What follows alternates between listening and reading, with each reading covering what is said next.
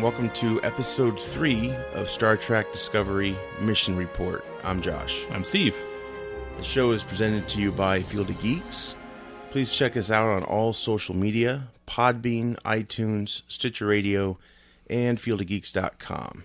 Yeah, you can check out my blog, stevescomicblog.com. Just wrote up a review today of the second issue storyline of The Return of Tim Drake. So, awesome. Very excited about that. That's good to hear. Look forward to reading that. Oh, man. So today's show, we'll be talking about episode 5, Choose Your Pain. So, just to summarize this show so far, I would definitely say it's not predictable. Would you agree to that? Yeah, it's not predictable at all. Because a couple things that I thought would probably happen, or some plot threads throughout the rest of the season, were pretty much wrapped up to the other night. Yeah, pretty much. Yeah, it's like, oh, okay. I'll just throw that theory out the window there. Done. That's okay, though. That's a great thing. I love being surprised. Yeah, and things are so predictable usually anymore. Game of Thrones is a very surprising show, and it's nice to see this one I'm not being brave and really comparing this to Game of Thrones at this point. Oh, right. I don't want to piss off any Game of Thrones fans because I love that too. But to have something that's not that predictable, it's just fun and refreshing. That's probably what they're going for. Though. I hope so. Yeah, their cues from that show and other shows, because it's a serial show versus a episodic. So, it actually does both at the same time. We're moving forward, and just like Game of Thrones in that aspect. Yeah, every episode's like, I don't know. I keep getting my mind blown, and that's what's kind of nice. There's not really a drag yet. It just keeps getting better and better. Yeah. Last week's episode was, action packed. Got to learn more about the hell you call it? Warp Dog. Warp Dog. There's another name. AKA Ripper. AKA is it Targrade? Something like that. Yeah. Something like that. Yeah. Big worm thing with spider legs or whatever. Yeah. A lot of teeth. Yeah. Yeah. So, this episode, it opened, and it was kind of a nice opening because you got to see the whole ship without people in it. Yeah. So you could really, take it all in. And it turned out to be a vision Michael had. Yep. And she herself was the navigator of the ship. And also outside of the containment area. And she basically took the ship to warp and screamed, and that's when she woke up. Yep. Ah!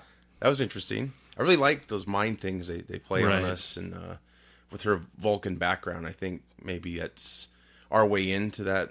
Those visions. She's becoming less Vulcan every show. For sure. A little bit, Yeah, I think she's still trying to find herself. I think she's really lost, She's, she was rescued as a child, and that was the stage where you kind of start structuring what you're going to be, but there's something missing out there. The show starts with after the vision Michael has, there's concern about the warp dog. It's very ill. Yeah, which we did talk about last week. Yes, the overuse of it. It's obviously very fatigued, and for sure. So they're concerned about that. She has her reservations about going to warp again with it because it's like, well, we're gonna kill it. Yeah, and it's probably dangerous for the whole ship. Right. I would imagine. Lorca goes to a space station, a Starfleet meeting, if you will. The space station was interesting. Yeah, it was cool looking too. I liked the design of it. It still looked familiar, but it was still different enough that it was pretty sweet. That was really nice. I thought it was cool. Yeah, for sure. I paused it just to kind of look at it a little bit because I love the ships, and all the different kind of like the space stations and all the design. I love the design. More of that. Yeah.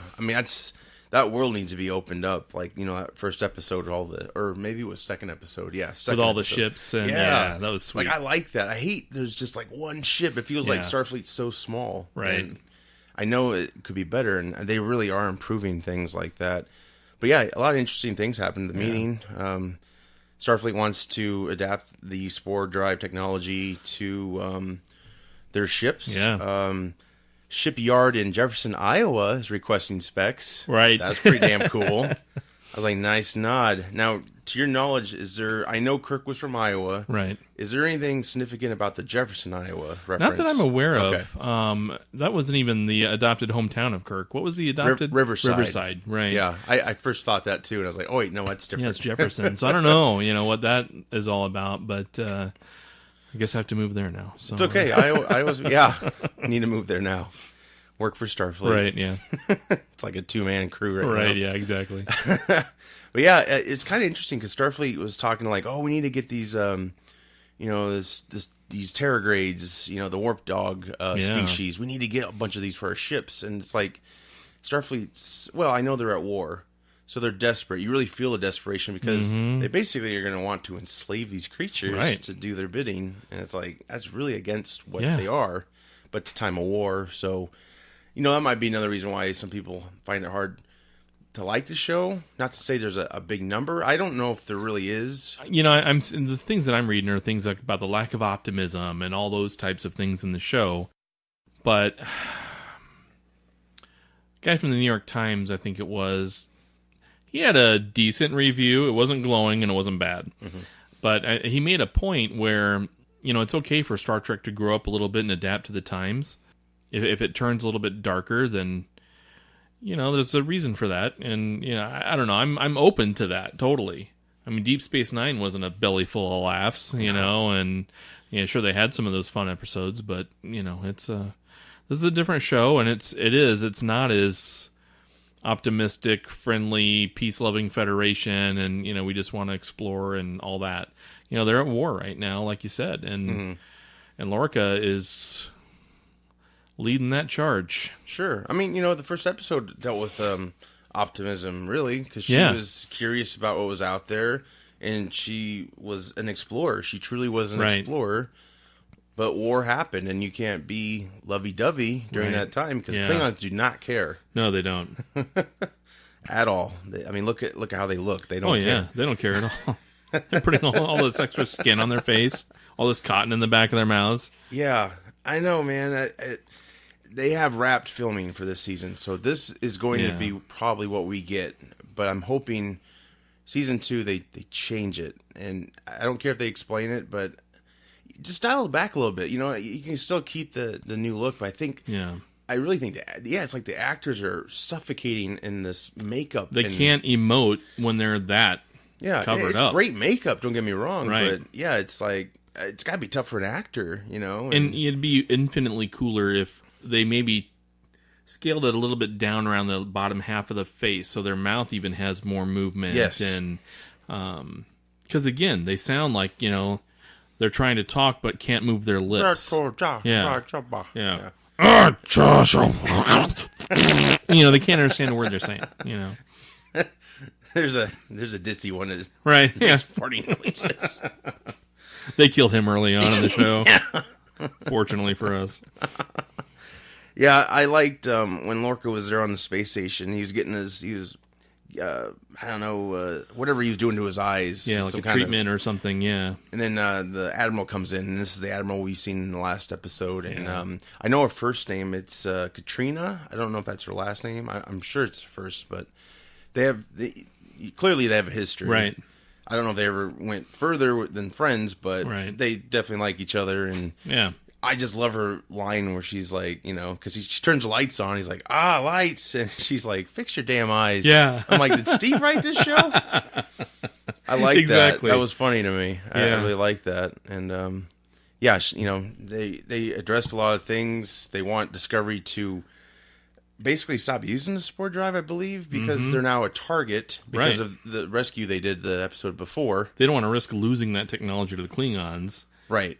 By re-injecting themselves into different, scenarios. Exactly. So, that was... And honestly, I agree with that. Yeah. If I'm ship, if I'm Starfleet, I'm giving that same order. For sure. And the Admiral's now my favorite character because she did echo my sentiment on the eyes. But you know what, though? Kudos to the show for writing that because... we talked about that, 2 episodes ago or something like that. And it was just one of those things where I was like, oh, come on, give me a break. And to have her needling him about it, that was a little vindication for me. So. Right. Yeah, it helps you kind of forgive that introduction. It was a cool introduction. It just, I think the critical side is like, oh, come on, why'd you do that? Right. But to a kid or younger person, it might be like, that was really good. And, it kind of was, but I love his, every time I see him in this part, I think, like all the other actors, they're really harnessing their characters. Oh, yeah. I'm really digging his dialogue, the way he delivers it, because he's a British dude. Yeah. And at first he kind of sounds Southern, but now it's kind of just his own thing. Yeah. So I don't know if it was supposed to be Southern, but I like it. Yeah. It seems natural to him, and he's a damn good actor. He's excellent. And in the role, the reason I like it is because he's a wartime captain, and he has a lot of different latitude to do what he wants in order to further that cause. Hence the whole Michael piece, which they talked about later in the show, during that meeting right afterwards. Yeah, they talked they're not about happy with his decision because he has her back, and is the only convicted mutineer. No justice is being had. But the thing I love about him is he's very decisive. Mm-hmm. He's confident. He carries himself like a captain. But you also don't know if he's just going to let you all die that day. Yeah.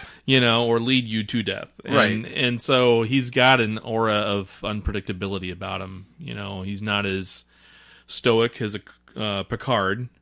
He's not as whimsy as a Kirk, but still gets stuff done. And so he's really, really paving his own way, which I think is great. I like it when all the Star Trek captains, they don't, and this is the term that's not to be meant weirdly, but they don't taste the same. They all have a different flavor to them.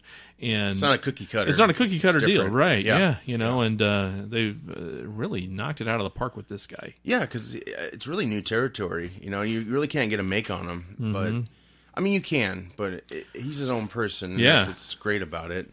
And of course, this episode he gets captured by the Klingons. Yeah, they're on to them.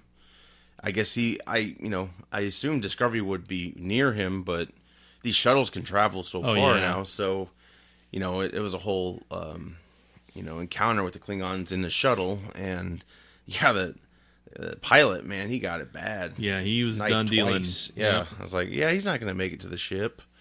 But yeah, once he got there, he joined other prisoners. Harry Mudd, played by Rainn Wilson. Yeah. What were your thoughts on his portrayal of Harry Mudd? The 3 Bs: Beats, Bears, Battlestar Galactica. Do you remember that from The Office? I don't. When Jim was making fun of Dwight. I know. But anyway, I think he killed it in that character, right. though. I mean, he was phenomenal, and that's a character from the 60s that is pretty campy. A little bit. I was going to ask you that because I mean, like, I'm a big fan, right? Yeah. But I've missed some stuff, and his 2 episodes, I believe, on TOS. Very different. Yeah, it really is, and only because different but still recognizable. Mm-hmm. That was a different time. Sure. I mean, heck, Batman was on back then in the 60s, and it's quite a different take. And so there was a little bit of camp involved, I think, with the first Harry Mudd, but there wasn't with this one. But he was still kind of an evil imp sort of a guy. Yeah. Not completely evil that you would hate him, but you certainly don't like him. Definitely. I thought Rainn Wilson killed it. I felt for him in the beginning, but as the episode goes on, you realize, I mean, he is a backstabber, right? Oh, yeah. Even in the 60s show? Yeah. Yeah, he's not to be trusted in any way, shape, or form. Yeah, that's his whole gig. Used car salesman, that's all he is. Hey, that's a good point, yeah. He probably was a great one. Probably was. In his day. But yeah, it's interesting, because, seeing it another go-around, I pick up other things, like, definitely when he's telling Lorca, him and they're alike, you know, they're survivors. It's like, how would you know that? You just met him, and like, how do you know? And he's just laying the schmooze on him, right? Trying to get him on his side a little bit, and I almost, I don't know. This is probably, I've never seen the movie, the Marlon Brando movie where he screams Stella. Yeah, you remember the story Harry Mudd was telling about? He fell in love with a girl named Stella, and I was wondering, is that the plot of that movie? I don't know, because that would definitely give it away. Yeah, it's deep though. You'd have to really know So I'll have to go revisit that, but I don't. Maybe just a fun Easter egg, maybe. Who It knows? probably is. Stella's a common name for a story, probably. Yeah. So I get that, but yeah, basically, the Klingons come in, and you have to choose one of the prisoners. Yeah, one of your cellmates. Who's going to get the pain today? Choose your pain. Yeah. The title of the show, and yeah, they. Boy, that first Starfleet guy got it pretty bad. He did. Graphic. Yeah, very graphic, and especially at the very end. Yeah, he's getting beaten around, but then stomp. The final blow there where he was just done dealing. That broke something forever. Yeah. He was done. Right, and then we meet Lieutenant Nash Tyler. Yeah. He's been there for 7 months, and Lorca's like, how have you survived this long? And he's like, well, the captain kind of likes me. So he's basically a female captain. Yes. Taken with the little human guy. Right. And sex slave. I'm just sex gonna throw slave. it out there. Right. Yeah. I mean, yeah. I'm sure that's what the implication obviously is. It's got to be pretty rough. Yeah. And yeah. Especially considering today's headlines and things like that. Yeah. Right. Yeah. No kidding. So it's again a darker touch. Yeah. But still one that I never flinched at. Yeah. Watching it, I'm just it's very believable. He kind of looks like he's into her a little bit too, from the way he explains, like she likes me a little on the Stockholm syndrome side. Yeah, I maybe think, that's yeah, right. He'd just be a nasty dude too, but yeah, no, I get it. I get Stockholm. Yeah, especially after that long. Yeah, I mean, I think I think he understands his survival depends right on a little reciprocation. And he's gotten some intel too. Yeah, so. And he's probably gotten a hell of a lot stronger. Yeah. That's a workout. Because, later on in the show, when they confront each other in the hall, yeah, I think he was taking out some of that Stockholm syndrome. Yeah. So, I mean, that's right. why I don't, Yeah, I remember that now. Yeah, for sure. Yeah. Yeah, so that's, and this ship is captained by Captain Laurel. She, I think, was in the first episode or second episode. She partnered up with, is it Core? I forgot the guy's name. He's basically the guy that overtook the albino Klingon. Right. So yeah, she has her own ship now apparently, and yeah, she decides to torture Lorca. Yep. With his eyes, which Steve probably definitely wrote that part. I just thought, it's coming to good use now. So I mean, they know that he had a weakness there, and it was a little creepy just seeing him, with that contraption to keep his eyes open and very Clockwork Orange. Very, yeah. And they didn't focus too long on that torture scene, but you got the point, right? So maybe encounters like that will encourage him to fix his damn eyes. Yes, and thank God she spoke English. Oh yeah. Oh my gosh, that was so great. It's like the universal translator was working. Well, she said she learned English, remember? Right, yeah, right. But still, you're right. Yeah. I mean, just to hear it instead of the... the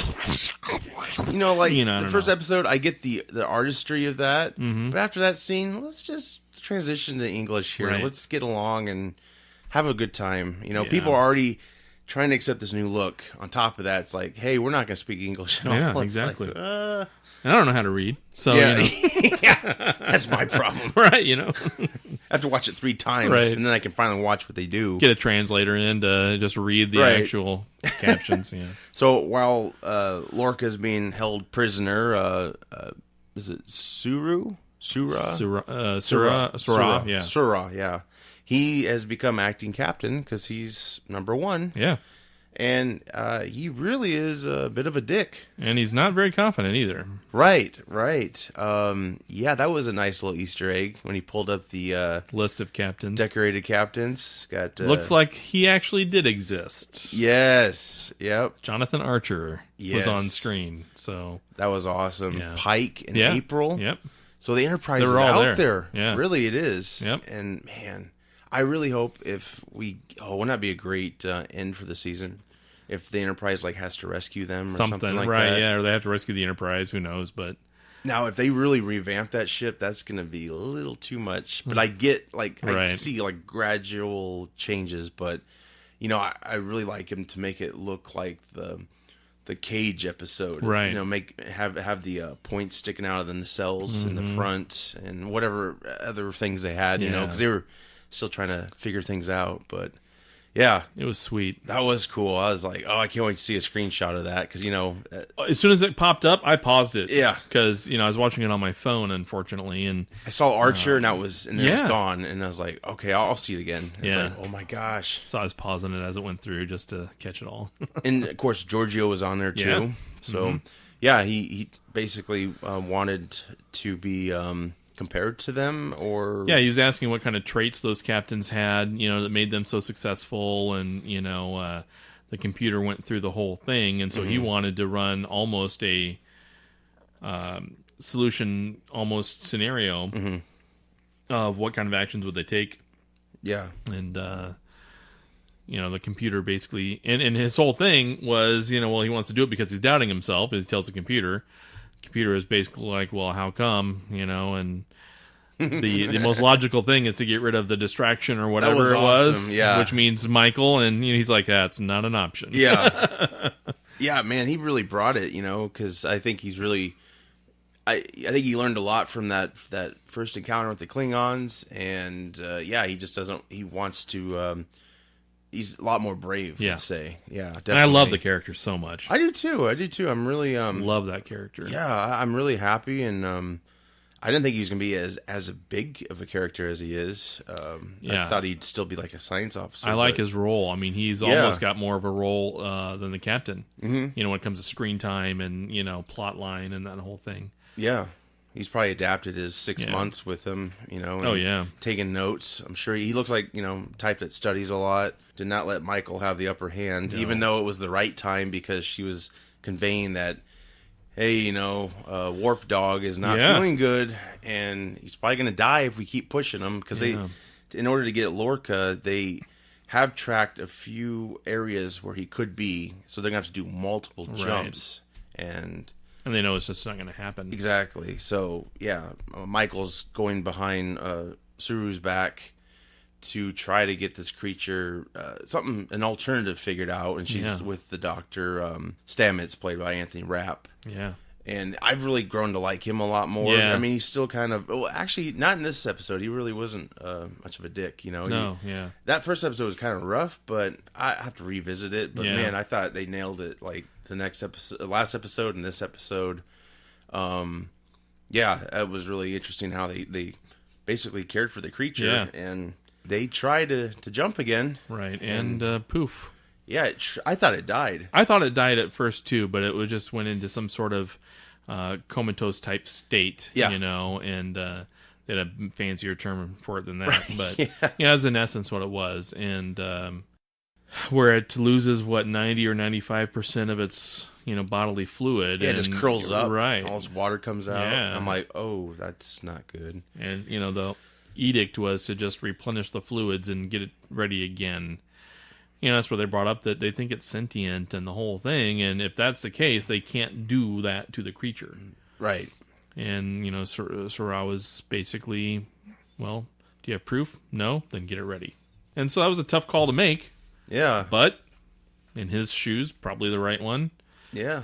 I mean, I felt bad for the creature. I did too. This is terrible. And we knew last episode that something like this would happen. Mm-hmm.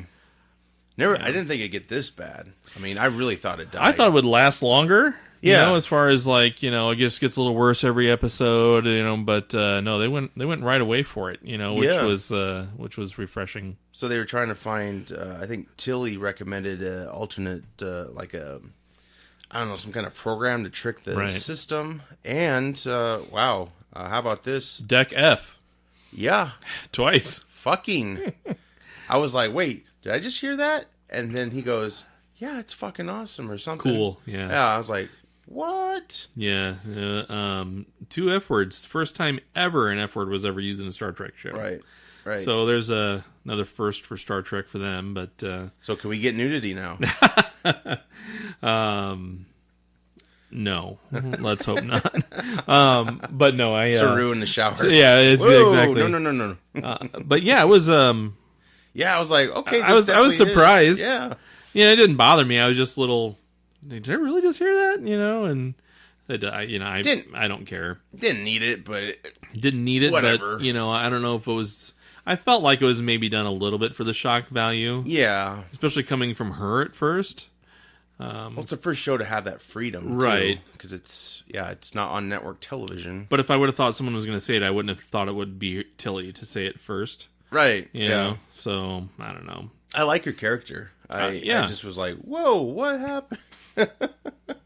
I liked how Michael proposed to Saru because she's really desperately trying to get this creature not to be used again, and she's like, it's possible a human can navigate the ship with I think some DNA from the warp dog, and he said, which relates to her vision at the beginning of the show.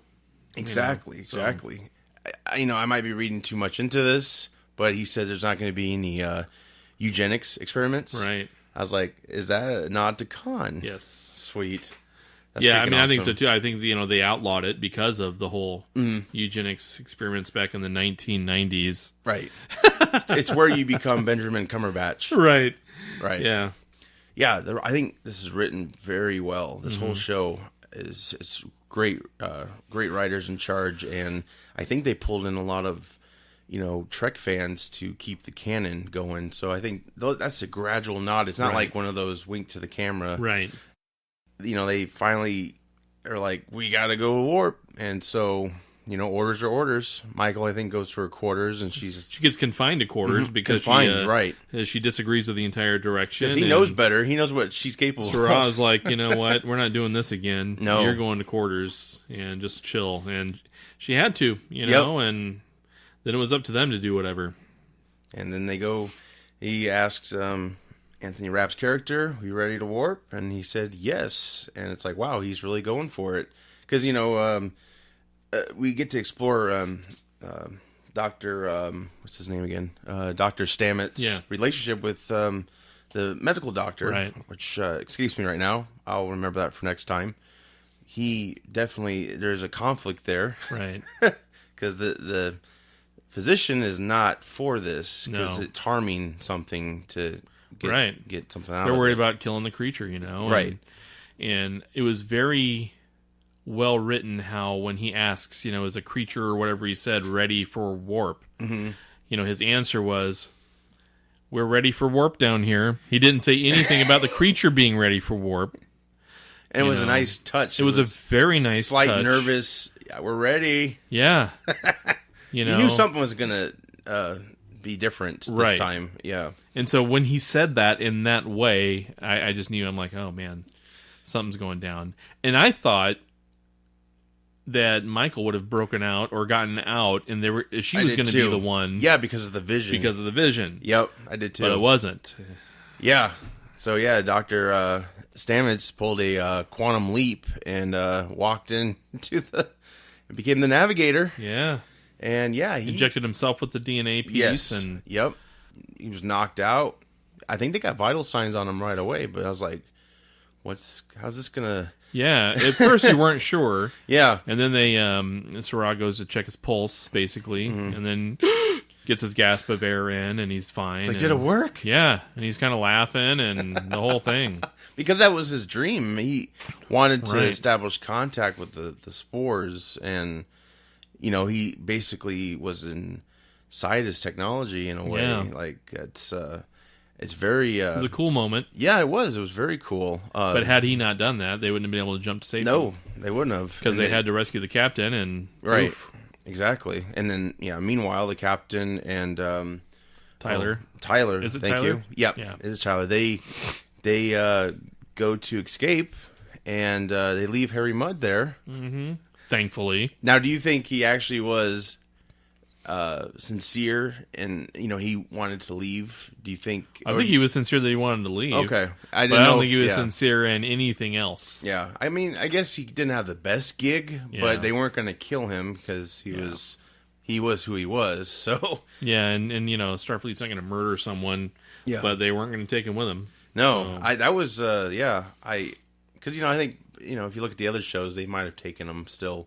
Maybe he would have died on the way or something like that. But that's where Lorca just makes that cool decision that he makes. You know, you betrayed us. Mm-hmm. By giving intel to what we were saying to the Klingons, and so screw you, dude. Yeah, you're gonna stay back. That reminds me when he's when Lorca's in there, he's got his jacket unzipped, and it really looks like Chris Pine in Star Trek Beyond. Yeah. There's like side by sides. Right. I'm like, wow. I wonder if they took a lot of, image from that jacket, because it's very similar, but it's I actually like it better. I think. That was cool. They got into the action, going down the corridors and he was vaporizing Klingons. I mean, it was like they're gone. Yep. And then Laurel, she comes down, and of course her and Tyler get into it. Yeah. And then a little ricochet shot. Is that what happened? And that scream was terrifying. Holy it was. Shit. She's a good actress. Yeah, because there was a couple screams there, and it was just, it almost hurt to listen to. Yeah. I'm with you, yeah. But it was quite the showdown between Tyler and laid her. there with her face burning. So she got a nice scar. So let her live. Yeah. So she'll come back to play another day. Oh, yeah. Two-Face. There'll be a lot of revenge scenarios, I'm sure, going on there. But... Right. Yeah, it was just, I mean, it's like every episode is just, it really has everything to offer. It's got science, drama, some comedy. Yeah. Action-packed. I mean, him and Tyler get off the ship, and they're in a Klingon shuttle thing. Right. And then that's, thankfully, Surah. I'm going to get that right one of these days. Yeah. His senses, he could tell that, because all the ships are pursuing Lorca. and he knows that, they break off into certain formations, those raiders. That's true, yep. And this one wasn't. And so he could tell that ship was being chased as opposed to just a bunch of raiders coming after them. Exactly. Which is when they, opened up the hail to that, raider, and, there's Lorca, rescue team. Yep. Beam out. Whatever he said. To beam out, and they beamed him out. Of course, right in the nick of time, and movie fashion. The ship blows up right as they get beamed out. But and then after that's when we get our last warp from the Doctor. Right. Which maybe they discovered him after the second warp. I wonder. They warped there with the creature to kill it. Okay. And then when they warped back, it was because of him. Right. Gotcha. Oh, that's right. Yep. And then, of course, they let the creature go. And they let it go with some spores. Yeah. And it just replenished itself a little bit, and then poof, out into space. It warped. And then it warped out of there. And that was a really cool effect. Yeah, it was. It had almost a lightning type thing going, and then poof, it was gone. That was pretty sweet. Yeah. I like the visual on it. I like how, because, the third episode is like, this is just a big dumb creature just likes to kill things. And it's like, wow, there's so much more there. Way more. And they really did a good job. So hopefully we'll see some sort of return to that species at some point, because that was really cool. Well, to keep the spore drive going, I mean, I don't know. Starfleet. Well, if they want I guess they have the DNA now. And they have the DNA, and if the humans can live through it and do it willingly, because that was the whole piece, was that, the creature wasn't doing it willingly, and they need someone with advanced functions, and so humans could technically do it. Right. So part of me is just wondering, is this something that humans will just continue to do? I don't know. And will it take a toll on them? Who knows? It's another mystery. Towards the end, it seemed like everything was la-di-da, and the Dr. Stamets and his partner, they were brushing their teeth. And by the way, I want those pajamas. They have some great merchandise. Yeah. Holy crap. The next episode coming up, and I know this because I watched After Trek. Yeah. They wear shirts that say disco on them. Oh, nice. But you know what that means. And it's like, I want my disco shirt. Like, That's damn sweet. it, they got some good merchandise going on. Yeah. It was really cool, though. I mean, it was kind of a way to, that was a kind of a slow down, way to end the episode. Just, it was very high intensity, and it was just kind of a scene between two people. Yeah, it was a great scene. Standing in front of a mirror, brushing their teeth. Yeah. It was great. And then a little twist. Little twist at the end that you had to see twice. I'm glad you told me about it, because when you told me about it, I'm like, shut up, that didn't happen. And I went to rewatch it, and yeah, it happened. That's for sure. So he goes to leave, follow his partner out of the bathroom, and then we go back to the mirror. It shows the mirror, and he's still in the mirror. And a little smirk. Mirror, mirror. Yes. So, we'll... I think that's going to lead into our next episode, probably. I hope so, yeah. I mean, gosh, you can't drop that on us. No, you can't. And then just let it sit for a while. I know before they launched the show, or maybe it was an episode or two in, one of the cast members said that they are going to explore the Mirror universe in this season. Yeah. So that might be I think that's the best way into it. Right. somehow, some way. But that's very, very interesting. Like, is he a good version or is he a bad version? Right. Do they switch? You have to assume he's bad. Yeah. And that look on his face at the end of the show. No goatee though. No goatee. We don't know. Yeah, we don't know. But yeah, I mean, and I'm hoping we're not going to see criticism because they're just exploring old things. Yeah. Well, we've seen some old things already, but with the nod, it's just more of a nod to the old. Mm-hmm. I mean, Harry Mudd. I mean, look at that. I mean, they brought him back in a very convincing manner without him looking like just some sort of weird douchebag. Right. Like he was in the 60s. Right. No hat or swirly mustache. Right, and then acting all crazy and weird. You would never take him seriously. Yeah. I mean, because, if they were filming that today, Shatner would have just punched him the first time he saw him and Mudd's done. Yeah. It's over. It vaporized him. Totally, yeah. Shatner would have just kicked his tail outside the ship, so...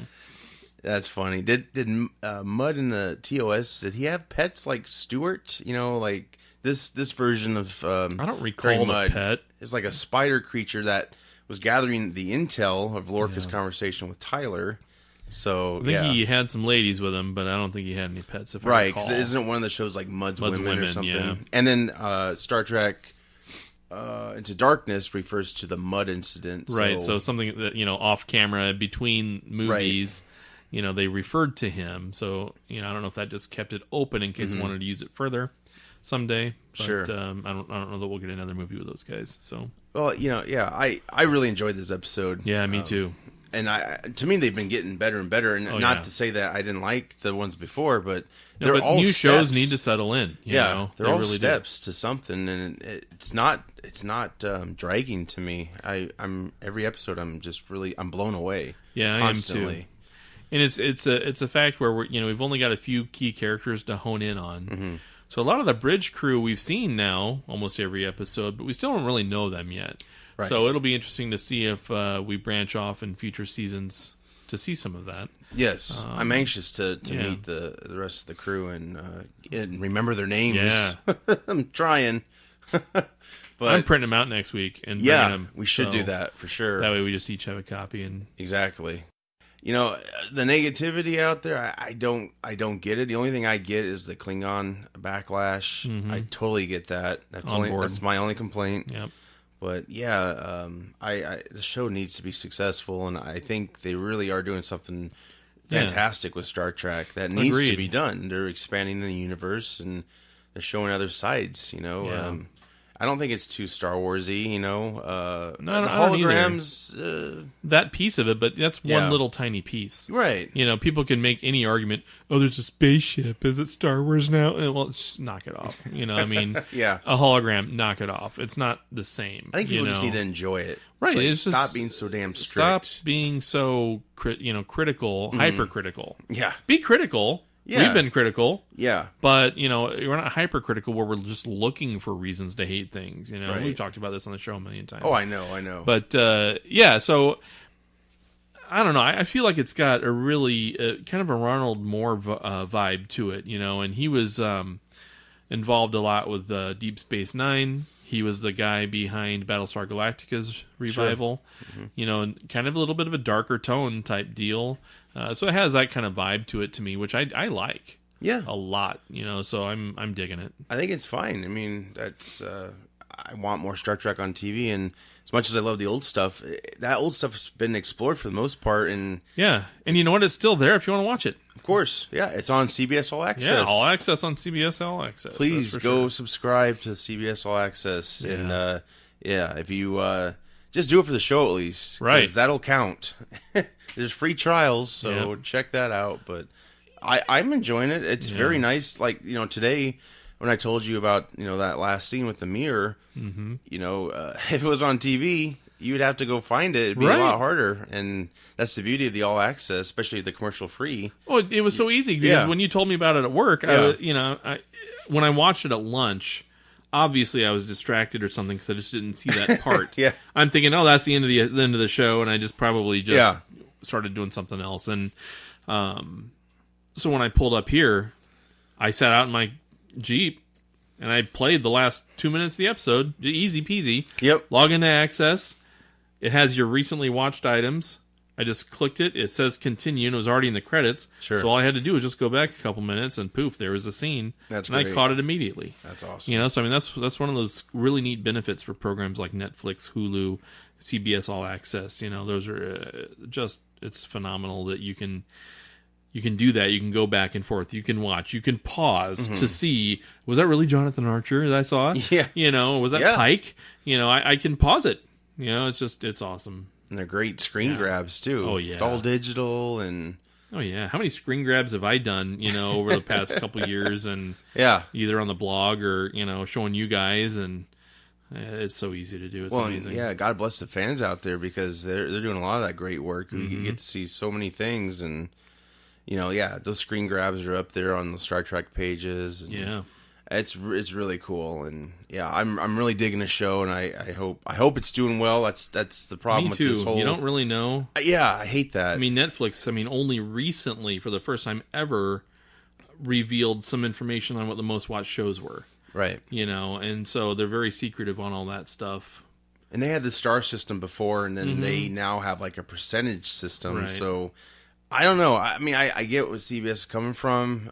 They probably are nervous to show the numbers, because people will be like, "Oh, I'm not going to watch." I mean, I'm not at all convinced that there's a huge audience for this at this point. You know, just because it is a brand new service, it's a new thing. It's all experimental. And it's a total dice roll. And I hate that Star Trek's based on a dice roll, personally.